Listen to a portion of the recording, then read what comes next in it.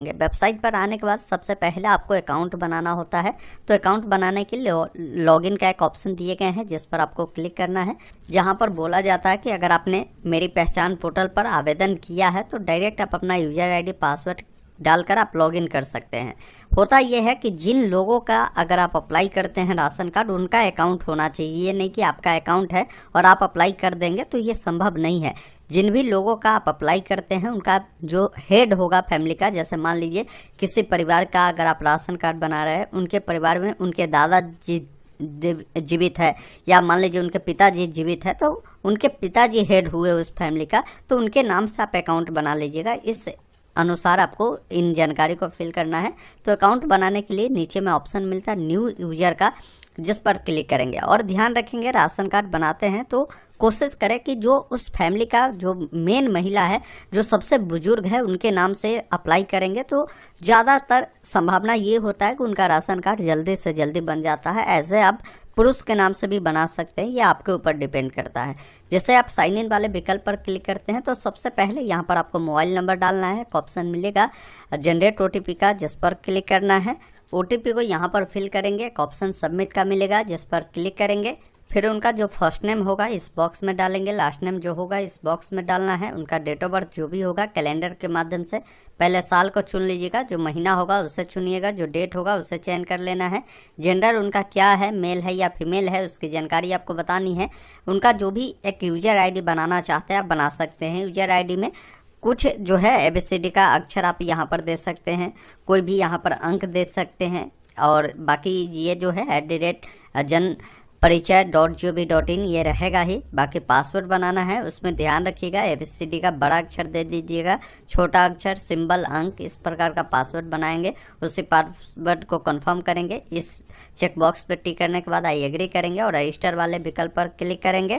आपका account create हो जाता है। लॉगिन करने के लिए आप यूजर आईडी और जो पासवर्ड बनाया है उससे डालकर यहाँ पर चेक कर बॉक्स पर टिक कर साइन इन करेंगे, या आप चाहे तो मोबाइल नंबर को आप फिल कर सकते हैं और यहाँ पर डायरेक्ट आप टिक करेंगे तो उस नंबर पर एक OTP जाएगा। OTP को डालकर इस बॉक्स पर टिक कर साइन इन करेंगे। साइन इन करते ही आपके सामने इस प्रकार का पॉपअप खुलेगा। यहाँ पर देखेंगे ऑल सर्विस, यानी ऑल ओवर इंडिया में जितने भी सर्विस चलाई जाती है सबका बेनिफिट यहाँ पर दिए जाते हैं। लेकिन हम आपको बता रहे हैं कि राशन कार्ड के लिए कैसे अप्लाई करना है। तो यहाँ पर सर्च सर्विस का ऊपर में ऑप्शन मिलता है, इसमें आपको लिखना है राशन कार्ड।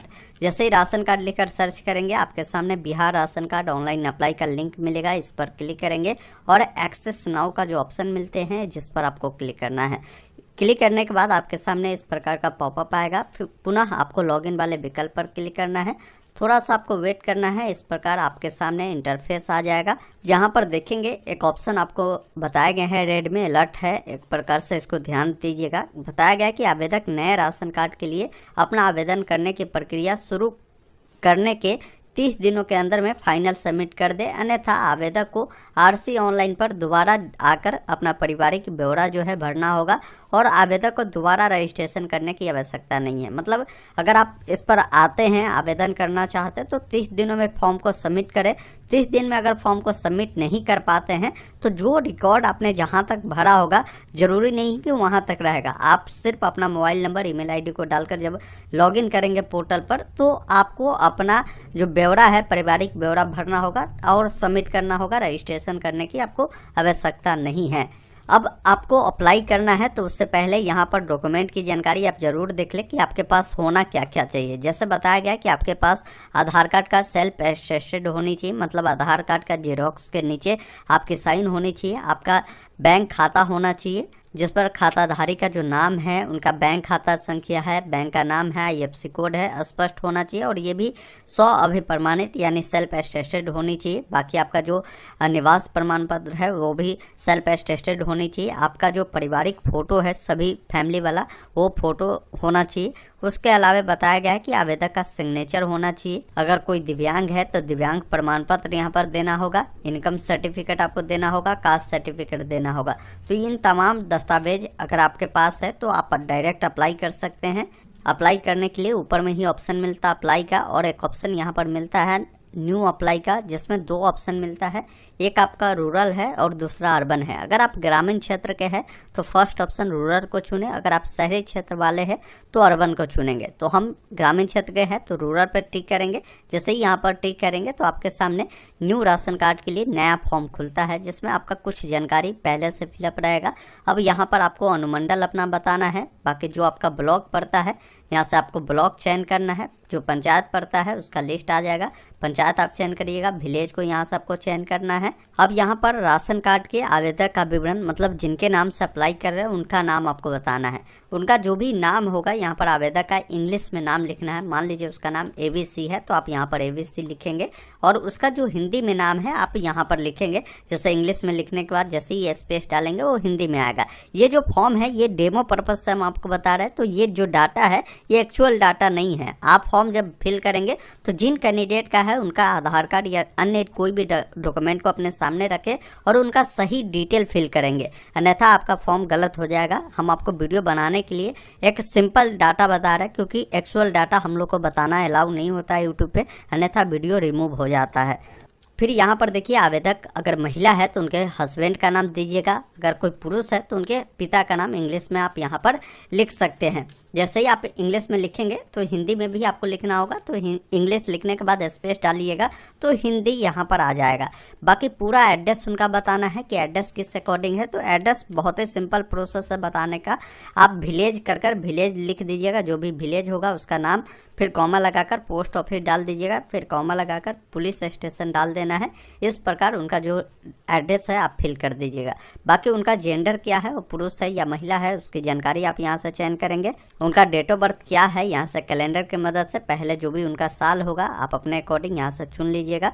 बाकी उनका जो भी महीना होगा वो आप यहाँ से चुन सकते हैं, या यहाँ से ऐसे बढ़ा घटा भी सकते हैं, और जो डेट होगा उससे आप यहाँ से चयन करेंगे। उनका उम्र यहाँ पर बता देगा। उनका शादी हो चुका है तो विवाहित अविवाहित आप बता सकते हैं। विवाहित होगा तो विवाहित बताइए, अविवाहित है तो अविवाहित बताएंगे। कोई विधवा है वो बता सकते हैं, तलाकशुदा है वो बता सकते हैं। बाकी यहाँ पर बताना है कि जो कार्डधारी से संबंध क्या है। ऊपर में इन्होंने क्लियर लिखा है कि कार्डधारी का मतलब है परिवार की जो वरिष्ठ महिला से उनका जो है क्या संबंध है। अगर मान लीजिए आप अप्लाई उन्हीं का कर रहे हैं जो उस परिवार के वरिष्ठ लोग हैं, तो डायरेक्ट आप यहाँ पर स्वयं वाले ऑप्शन को चुनेंगे। अगर मान लीजिए आप अन्य आपसे भी कोई वरिष्ठ है तो उनकी जानकारी दे सकते हैं। तो बेटर यही होगा कि जिनके नाम से अप्लाई करते हैं, जो वरिष्ठ होगा उस परिवार के, उनके नाम से ही अप्लाई करिए। तो यहाँ पर स्वयं आपको चुनना है। बाकी जाति बताएंगे कि किस जाति से आप बिलोंग करते हैं, अपना कैटेगरी यहाँ पर चयन करेंगे। और यहाँ पर देखिए जाति सर्टिफिकेट नंबर आपको पूछा गया, तो जाति सर्टिफिकेट नंबर बताएंगे। कई बार काफ़ी सारे लोग ये नंबर डालने में भी गलती करते हैं तो फॉर्म रिजेक्ट हो जाते हैं। देखिए प्रमाण पत्र पर ही देखेंगे तो आपको एक ऑप्शन यहाँ पर मिलता है प्रमाण पत्र संख्या का, ये पूरा डालना है जिस अकॉर्डिंग है। जैसे BICC होगा, फिर स्लैश होगा, फिर आपका साल होगा, वो साल लिखने के बाद स्लैश होगा, फिर जो अंक होगा उससे डालेंगे। कब बना है वो डेट भी आपको यहाँ पर दे दिए गए हैं। प्रमाण पत्र के अकॉर्डिंग डिटेल को डालिएगा। बाकी आप बताएंगे कि किस प्रकार के काम आप करते हैं। जैसे हो सकता है आप खेती बाड़ी करते हैं तो खेतिहर मजदूर है, व्यवसाय है, या किसान है जो जमींदार है, इस प्रकार के भी हो सकते हैं। कोई महिला है तो गृहिणी हो सकती है, अपने घर के काम करती है। तो अपने अकॉर्डिंग यहाँ पर जानकारी को आप चयन कर लीजिएगा। आय का स्रोत आपसे पूछा गया है तो आप बता सकते हैं कि आय का क्या स्रोत है। तो ग्रामीण क्षेत्र के जो महिला होती है ज़्यादातर उनका जो स्रोत होता है, जो कुछ नहीं करती है, तो कृषि से होता है, तो आप कृषि से बता सकते हैं, या अन्य जो भी आपका होगा स्रोत आप बता दीजिएगा। मासिक आय पूछा गया, ध्यान रखिएगा। मासिक आय मतलब कि आपकी महीना की इनकम कितनी है। तो आपने इनकम सर्टिफिकेट जरूर बनवाया होगा। इनकम सर्टिफिकेट पर देखेंगे तो इस पर क्लियर बताया गया है, देखिएगा कुल आय बताया गया होगा। तो कुल आय का मतलब ये है कि ये जो इनकम आपका है ये 12 महीने का है। तो जितना भी आपने इनकम सर्टिफिकेट बनाया होगा इस कुल आय में 12 से आप भाग कर दीजिएगा। जितना भी आ रहा होगा वो मासिक आय के रूप में आप दे दीजिएगा। अब इनका कहने का मतलब ये हुआ कि जैसे मान लीजिए किसी लोगों का अगर पारिवारिक इनकम सालाना 1,20,000 है तो उनका पर महीना का इनकम कितना हुआ 10,000 रुपया होगा। तो उनका 12 महीने में 1,20,000 हो गया। तो यहाँ पर आप बताएंगे कि मेरा 10 लाख है। आपका जितना भी इनकम पर होगा उससे 12 से डिवाइड कर दीजिएगा, जितना भी होगा आप वो बता दीजिएगा। इनकम सर्टिफिकेट नंबर को आपको यहाँ पर बताना है, आपको अपना आधार नंबर बताना है, बाकी आपको अपना मोबाइल नंबर बताना है। अगर आप दिव्यांग है तो यहाँ पर यस करेंगे, अन्यथा नो वाले विकल्प पर आपको क्लिक करना है। आपके पास जो भी बैंक खाता होगा आप बताएंगे कि किस बैंक में आपके खाता है, उस बैंक का नाम आप यहाँ से चयन करेंगे। साथ ही साथ बैंक का जो शाखा है कहाँ का है वो आप यहाँ से चयन करेंगे और IFSC कोड आपको देखने को मिलेगा, उसे चयन करिएगा। बाकी आपका जो खाता संख्या है उसे डालना है। एक ऑप्शन मिलेगा सबमिट का, जिस पर क्लिक करना है। सबमिट के विकल्प पर क्लिक करते ही आपका जो आवेदन है सफलतापूर्वक सबमिट होता है। एप्लीकेशन ID मिलेगा। आप सिंपली क्या करेंगे, इसको नोट कर लीजिएगा और एक ऑप्शन मिलता है यहाँ पर ओके का, जिस पर क्लिक करेंगे। क्लिक करने के बाद यहाँ पर नीचे में देखेंगे एक मेंबर का डिटेल ऐड हो चुका है और ऊपर में बताया गया है कि राशन कार्ड में जो अन्य सदस्य को आप जोड़ना चाहते हैं तो अन्य सदस्य का विवरण आप ऐड करें। उसी प्रकार जैसे हमने आपको बताया था कि आपको उनका नाम लिखना है। जैसे मान लीजिए आप अपने वाइफ के नाम से बना रहे हैं या आपके परिवार में आपकी मम्मी है तो आप उनके नाम से बना रहे हैं, तो फिर आप अपने पिताजी को ऐड करना चाहते हैं, फिर आप अपना नाम ऐड करना चाहते हैं, तो सीरियल वाइज जैसे जो वरिष्ठ लोग हैं आपके परिवार में उनका आपने नाम यहाँ पर ऐड कर दिया। अब उनसे वरिष्ठ जो है उनका नाम ऐड कर दीजिएगा। उनका जो इंग्लिश में नाम होगा उनका नाम दीजिएगा, फिर हिंदी में दे देना है। उनका जो भी पिता या पति का जो नाम इंग्लिश में होगा वो बताएंगे, हिंदी में जो होगा बताएंगे। उनका जेंडर क्या है, पुरुष है या महिला है, जिनका भी जोड़ रहे हैं उनका डेट ऑफ बर्थ क्या है, यहाँ से साल को चुने, जो महीना होगा उससे चुने, डेट को यहाँ से आप चयन करेंगे। अब उनका विवाहित स्थिति आप बताएंगे, शादी हो चुका है, अनमैरिड है वो बताएंगे। कार्ड धारी से उनका क्या संबंध है, जैसे मान लीजिए आपने कार्ड के लिए जो अप्लाई किया है आप अपने मम्मी के नाम से किया और आप अप्लाई करते हैं तो आप बेटा हो सकते हैं, या उनके हस्बैंड को डालते हैं तो उनका पिता पति हो सकता है। जो भी होगा आप बताएंगे, उनका आधार नंबर, मोबाइल नंबर और वो क्या करते हैं वो बताएंगे। उनका जो आय का स्रोत है वो क्या है आप यहाँ पर बता सकते हैं। साथ ही साथ उनका भी इनकम आपसे पूछा जाता है, तो जो होगा बताएंगे। दिव्यांग है तो बताएं, अन्यथा नो वाले विकल्प पर क्लिक करें। ऐड मेंबर वाले विकल्प पर आपको क्लिक करना है। नीचे में एक और मेंबर आपका ऐड हो जाएगा।